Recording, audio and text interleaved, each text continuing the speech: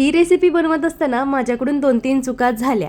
हो, कारण मी first time try केलेली ही रेसिपी आणि ही रेसिपी आहे आंब्याचे उकडीचे मोदक.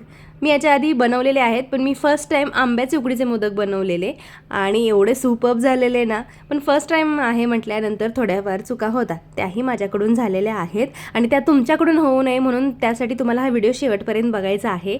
चला तर मग आधी सारण बनवून घेऊया.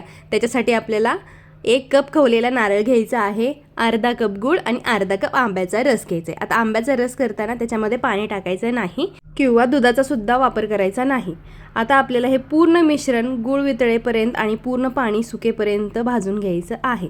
त्यातच वेलची पावडर टाकायची, जायफळ पावडर टाकायची. जर तुम्हाला खसखस टाकायची असेल तर टाकू शकता, माझ्याकडे नव्हती सो मी नाही वापरली, तुम्ही वापरू शकता. व्हिडिओत दाखवल्याप्रमाणे पूर्ण त्यातलं पाणी सुकलं पाहिजे, व्यवस्थित छान घट्ट झालं पाहिजे. सारण आता रेडी झालेलं आहे. आता आपण तांदळाच्या पिठाची उकड काढूया. त्याच्यासाठी इथं घेतलेला आहे मी अर्धा कप आंब्याचा रस, अर्धा कप पाणी आणि 1 चमचा तूप आणि चिमटभर मीठ. आता इथे मी साखरेचा वापर केलेला नाही, कारण आंबा ऑलरेडी गोड आहे, तर साखर टाकायची गरज नाही, त्यामुळे साखर टाकू नका.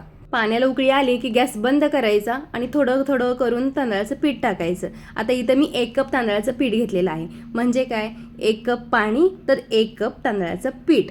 इथं आपण आंब्याचा रस प्लस पाणी असं मिळून 1 कप घेतलेलं आहे. गाठी न होऊ देता मिक्स करून घ्यायचं आणि झाकण ठेवून 5 मिनटं उकड काढायची. म्हणजे गॅस बंदच ठेवायचा आहे बरं आपला. 5 मिनिटांनी आपल्याला झाकण काढायचं आहे. ते सर्व मिश्रण आपल्याला ताटामध्ये काढून घ्यायचं आहे. आता याचा आपल्याला कणकीचा गोळा तयार करायचा आहे. त्याच्यासाठी हाताला तूप लावा, कारण आंबा टाकल्यामुळे ते पीठ खूप चिकट झालेलं असते. तर हाताला तूप लावा आणि व्यवस्थित मळून घ्या. जर पीठ जास्त घट्ट झालं असेल तर हाताला थोडंसं पाणी घ्या, थंड पाणीसुद्धा चालेल. थोडंसं पाणी लावायचं हाताला आणि त्यांनी मळून घ्यायचं. जर पीठ खाली चिटकत असेल तर थोडंसं तूप टाका आणि व्यवस्थित मळून घ्या. मऊ छान गोळा मळून घ्यायचा आहे बरं, क्रॅक जाता कामा नाही. ॲटलिस्ट 5 मिनटं तरी मळायचं आहे. पहिली चूक माझी इथेच झाली. मी गडबडीमध्ये म्हटलं की झाले पीठ तयार आणि मी पारी बनवायला घेतली, तर पारीला क्रॅक जात होते. म्हणून मी परत व्यवस्थित मळलं आणि व्हिडिओ दाखवते त्याप्रमाणे बघा. व्यवस्थित असा चिकट गोळा तयार झाला पाहिजे, की तोडताना सुद्धा अशी त्याचा चिकटपणा जाणवला पाहिजे.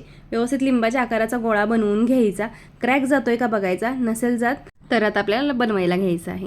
त्याच्यासाठी मी इथं सर्व गोळे तयार करून घेतलेले आहेत. आता थोड्याच प्रमाणात मी मोदक बनवत होते, त्याच्यामुळे मी गोळे बनवून घेतलेले आहेत. जर जास्त प्रमाणात बनवत असाल तर आधी गोळे बनवून ठेवू नका, कारण मग परत ते सुकल्यानंतर ना क्रॅक जातात.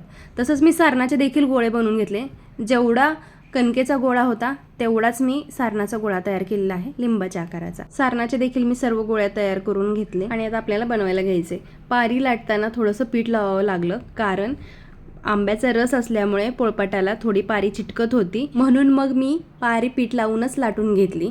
आता पारी लाटत असताना बघा, या व्हिडिओमध्ये पण तुम्हाला दिसेल की पारी थोडीफार चिटकत होती आणि फाटत होती. मग मी थोडं जास्त पीठ लावून लाटायचा प्रयत्न केला, झाली तयार. आणि मग मी कळ्या पाडल्या. व्हिडिओत दाखवल्याप्रमाणे असंच 3 बोटांनी प्रेस करून आपल्याला कळ्या पाडून घ्यायच्या आहेत.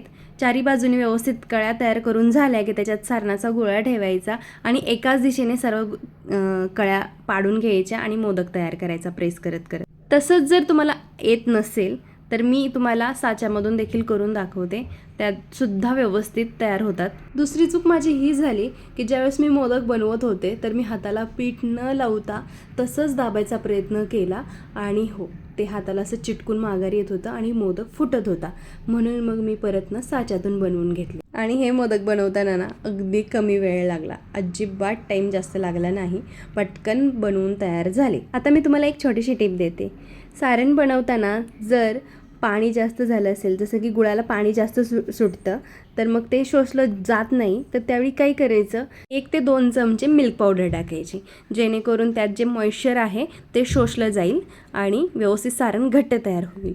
सारण घट्ट तयार होणं गरजेचं आहे, कारण ज्यावेळेस आपण मोदक बनवतो तर ते मोदक बनवताना ओला होऊन मॉइश्चर त्यातलं पाणी बाहेर त्यातलं येऊ नये, व्यवस्थित मिटला जावा, म्हणून आपल्याला त्यातलं पूर्ण पाणी सुकवून घ्यायचं आहे. त्याचप्रमाणे राहिलेले सर्व मोदक मी साच्यामधून बनवून घेतले आणि एवढा छान त्यांचा आकार आलेला ना, मस्त तयार झालेले. मग मी सर्वच मोदक असेच साच्यामधून तयार करून घेतले आणि उकड काढण्यास ठेवले. उकड काढण्यासाठी सुती कपडा आपल्याला घ्यायचा आहे चाळणीमध्ये, त्याच्यावरती पाणी शिंपडायचं, मोदक ठेवायचे आणि वरून अजून एकदा पाणी शिंपडायचं. जर केसर तुम्हाला ठेवायचं असेल तर तुम्ही ठेवू शकता. व्हिडिओमध्ये तुम्ही बघू शकता किती छान सुरेख त्याचा आकार आलेला आहे.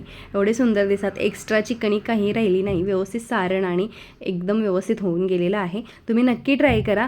आणि त्याचप्रमाणे मी 15 मिनटं मोदक उकडून घेतले आणि मग काय आपले मोदक तयार झाले आणि लगेचच मी गणपती बाप्पाला नैवेद्य दाखवला आणि खाऊन घेतले. एवढे सुंदर मोदक झालेले. मग कशी वाटली रेसिपी आवडली असेल तर लाईक, कमेंट, शेअर करायला विसरू नका. आणि जर तुम्ही माझ्या चॅनलला अजून सबस्क्राईब केलं नसेल तर सबस्क्राईब देखील करा. मी अशा छान छान रेसिपी आणि झटपट रेसिपी माझ्या यूट्यूब चॅनलवरती अपलोड केलेल्या आहेत, तर त्या नक्की जाऊन बघा. आणि या रेसिपीची साहित्याची यादी मी खाली डिस्क्रिप्शन बॉक्समध्ये देते, ती नक्की जाऊन बघा. आणि ट्राय केल्यास मला कमेंट करून सांगायला विसरू नका की कसे झाले होते मोदक. आणि नवीन रेसिपीसाठी सबस्क्राईब करा. धन्यवाद.